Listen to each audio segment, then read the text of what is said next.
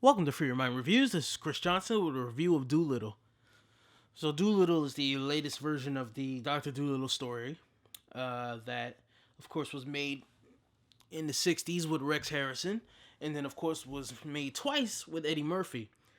This one stars Robert Downey Jr. as the doctor who can talk to animals, who is thrust into a journey basically to save the Queen. Now, do I think the movie is as piss poor horrible as some of the critics are saying? No. You know, those who are saying that it's worse than Cats, yeah, they need to remember how bad Cats actually is. But doesn't change the fact that Doolittle's not very good at it either. Honestly, it's really not.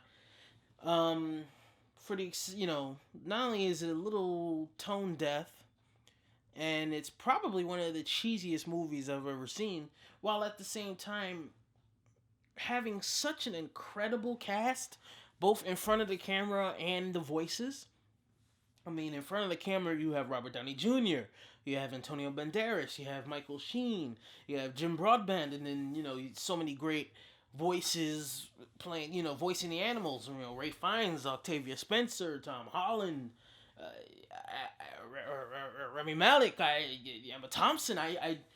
It's weird to have so many talented people in front of the camera, and you know what, even behind the camera. She's the director of Syriana. This dude wrote Traffic, for example. And have so many talented people, even more so than something like Cats, where you had talented people and you had people having, and then you offset that by having people who had no business being in the movie.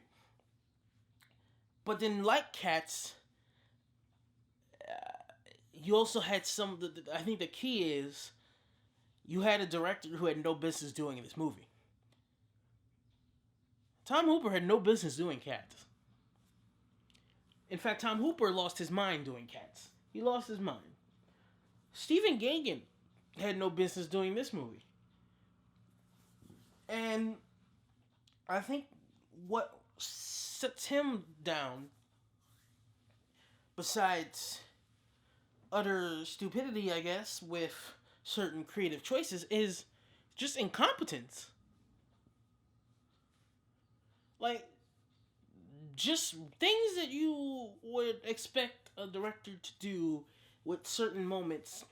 You would expect, okay, the first time this kid character who loves animals and wants to be Dr. Doolittle's apprentice, and you expect certain moments of him going into maybe Dr. Doolittle's house for the first time, or seeing this wonderful location. You expect the sense of wonder in those shots and how the location is shown and established. Instead, it's some of the most pedestrian filming I've ever seen of moments like that. Like, say what you want about Tim Burton and like his remake of Dumbo and his version of Alice in Wonderland, even and I'm using the ones that are considered the lesser of his resume. But even then, you'd get moments where, like, if someone's going to a place and seeing something really crazy for the first time, whoo type moment at the camera. Not just Danny Elfman's score, with how you establish the scenarios and the scenery, and how just different this world is compared to his real world. But then at the same time, it's incompetent because you never get to see this kid's real world. You get one little scene where he shows he doesn't want to hunt an animal, and that's it. There's no sense of that kid's family at all. What makes this kid special? Why should I follow this little kid? Instead, I kept every time they showed his face, I got annoyed. Why should I care about this little mother? You know what? This movie, in this movie does not tell you whatsoever.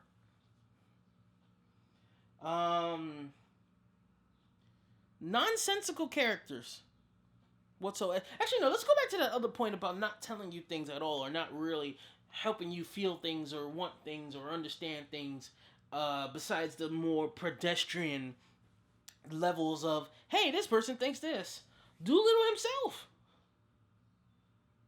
Doolittle's little arc here, rediscovering the importance of connecting with other people, I guess, is his arc. Problem is, the thing that caused him to recluse away from people, it didn't make sense to me. Like, I guess it would make sense, but it could have been stronger. You know, the person he loves dies in a natural accident. Nature took his wife. So what made more sense to me is either you have a human being actually sabotage and kill his wife, or because nature took his wife and turned him into a recluse, he turned his back on the very animals that he spent his life loving and treating. And then this mission gets him back into what he loved about them in the first place. But I guess that's too much to ask because the script is lazy. All he cares about is, well, I'm a kid's movie. So I'm going to do things and go to the bottom of the barrel to entertain the little kiddies and hell with the adults. Which the best kids movies don't do that. Oh, this is another movie I feel like that helps in my defense of the Lion King remake and certain decisions they made. For example, the CGI in this movie is disgusting. Absolutely disgusting. So first off, most of the animals are fake looking. They look like you poured fucking milk and water and mixed them together and just threw them motherfuckers at animals. Then there's a scene where a character's riding a giraffe, and it's like they didn't even attempt to make it look realistic, to make it look seamless. It looked like, Matrix Reloaded previs. Alright? And don't forget, The Matrix Reloaded came out 17 years ago. There's no excuse for this now.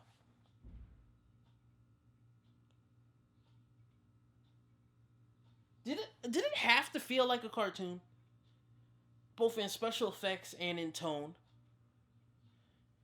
I'm sorry, spoiler alert. The big action that Doolittle needed to do in order to get the thing to save the queen was pulling shit out of a dragon's asshole. What?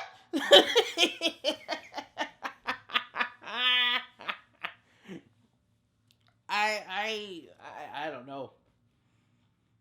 I don't know.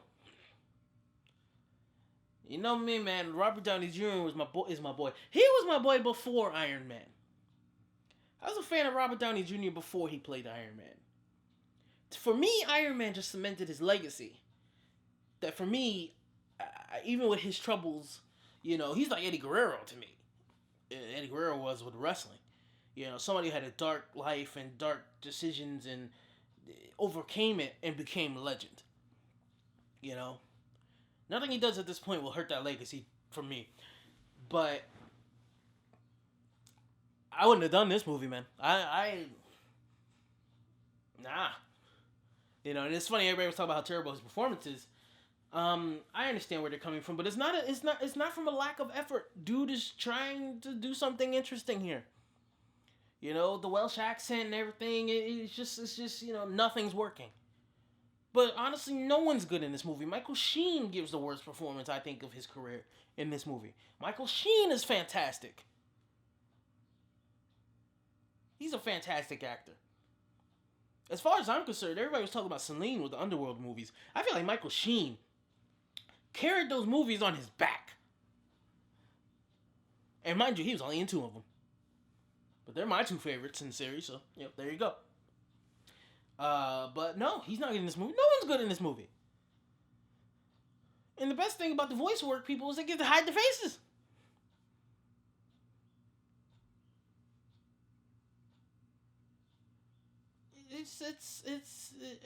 What? Who was this movie for? Was it for kids? Because it's really stupid for even for kids. It's really stupid. The tone is a mess. Stephen Gaghan, I don't know why they hired him. Why would you hire the director and writer of Syriana to do this type of movie? Some filmmakers can do any type of movie. I feel like Steven Spielberg can do any type of movie. I feel like Martin Scorsese can do any type of movie. Stephen Gaghan cannot do any type of movie. He had no business doing this. He didn't know what the hell he was doing.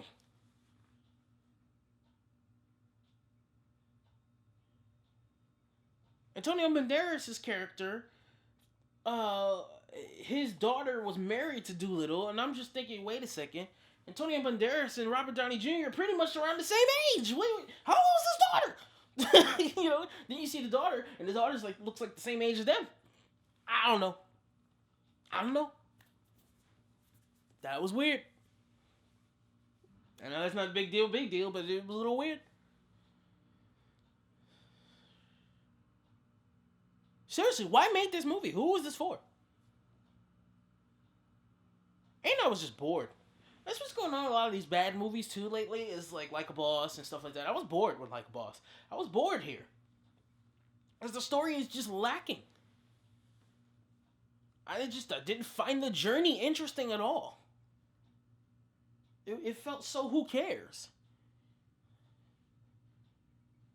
Really, who cares?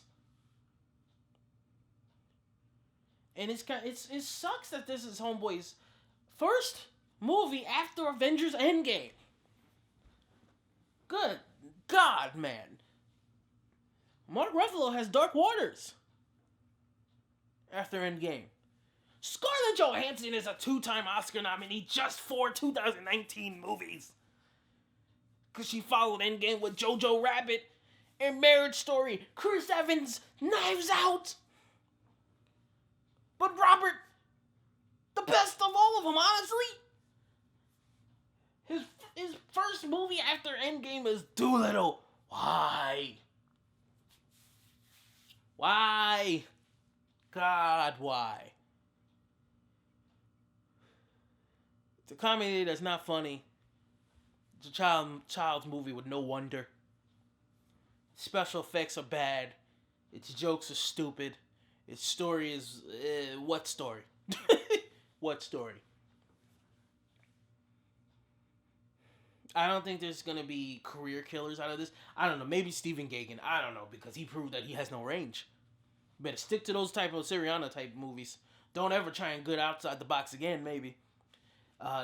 Some people that made movies and it didn't work. But you know what? You can still see some skill. And you're like, okay, keep going. And you know what? If you want to try that type of movie again, go for it.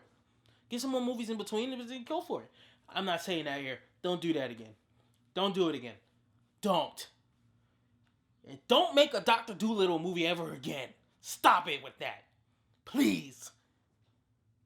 Usually nobody asks for this. To me, in my opinion, this is a lazy, bad statement. But you know what? It fits here. Nobody asks for this. Oh, boy. And the fact that there are worse movies this year already. Because at least Dolittle ain't The Grudge. Oh, man. So yeah, that's for my reviews, feelings on Dolittle. Just don't watch it.